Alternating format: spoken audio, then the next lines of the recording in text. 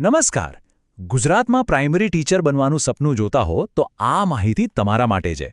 વર્ષ 2026માં જે વિદ્યા સહાયકની ભરતી આવી રહી છે ને, એ એક બહુ જ મોટી તક છે. તો ચલો આ ભરતીની A to Z એટલે કે બધી જ વિગતોને આપણે એકદમ સરળ રીતે સમજી લઈએ.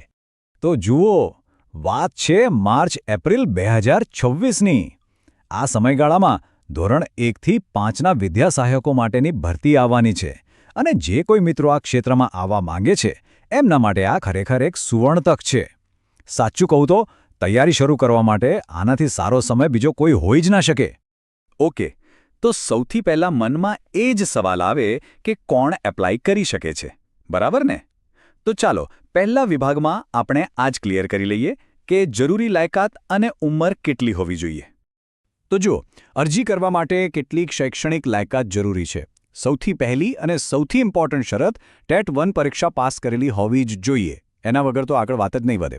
બીજું, ધોરણ 12 એટલે કે HSCમાં ઓછામાં ઓછા 50% માર્ક્સ હોવા જોઈએ. ત્યાર પછી 2 વર્ષનો PTC અથવા DELED કોર્સ કરેલો હોવો જોઈએ. અને હા, એક ઓપ્શન એ પણ છે કે જો 4 વર્ષનો BELED કોર્સ કર્યો હોય તો પણ ચાલે. ચાલો હવે ઉંમરની વાત કરી લઈએ.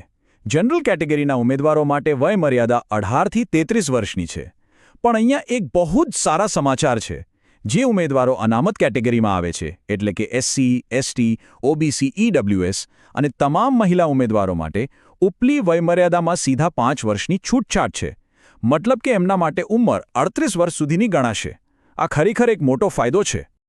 ઓકે, તો લાયકાતની વાત તો થઈ ગઈ, પણ હવે આવે છે આખી ભરતી પ્રક્રિયાનો સૌથી અગત્યનો ભાગ. મેરિટ કેવી રીતે બનશે? આ ગણતરી સમજવી ખૂબ જ જરૂરી છે, કારણ કે આખરે સિલેક્શન તો એના પર જ થવાનું છે. અહીંયા એક વાત બિલકુલ મગજમાં ફિટ કરી લેવા જેવી છે. આ ભરતીમાં કોઈ જ ઇન્ટરવ્યૂ નથી, કોઈ બીજી પરીક્ષા પણ નથી. સિલેક્શનનો આખો આધાર ફક્ત ને ફક્ત મેરિટ સ્કોર પર છે. એટલે કે જેનો સ્કોર ઊંચો એને તક પહેલાં મળે. આનાથી આખી પ્રોસેસ એકદમ પારદર્શક રહે છે. તો આ મેરિટ સ્કોર બનશે કેવી રીતે? ચાલો સમજીએ. આખી ગણતરીમાં સૌથી મોટો સિંહ ફાળો કોનો છે? એ છે ટેટ 1 સ્કોરનો. પૂરા 50% વેટેજ સીધું ટેટ 1નું છે. એટલે કે અડધું મેરિટ તો ટેટ 1 પર જ નક્કી થઈ જાય છે. બાકીના 50%માં 20% ધોરણ 12ના, 25% PTC કે DELEDના અને 5% ગ્રેજ્યુએશનના સ્કોરનું વેટેજ છે. એટલે ટેટ 1માં સારા માર્ક્સ લાવવા કેટલા જરૂરી છે એ સમજાઈ ગયું હશે. અહીંયા ટેબલમાં પણ એ જ વાતને ફરીથી જોઈ શકીએ છીએ.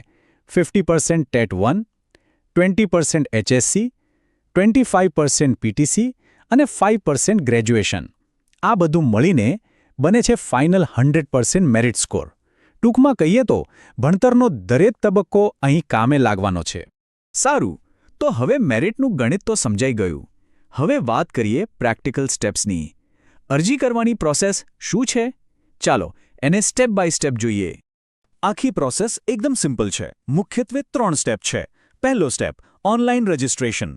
આ માટે જે ઓફિશિયલ વેબસાઇટ છે vscb.edugujarat.in એના પર જઈને ફોર્મ ભરવાનું છે.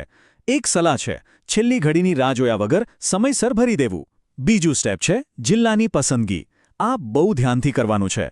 કયા જિલ્લામાં નોકરી કરવી છે એની પસંદગીનો ક્રમ આપવાનો હોય છે. અને છેલ્લું, ત્રીજું સ્ટેપ છે ડોક્યુમેન્ટ વેરિફિકેશન.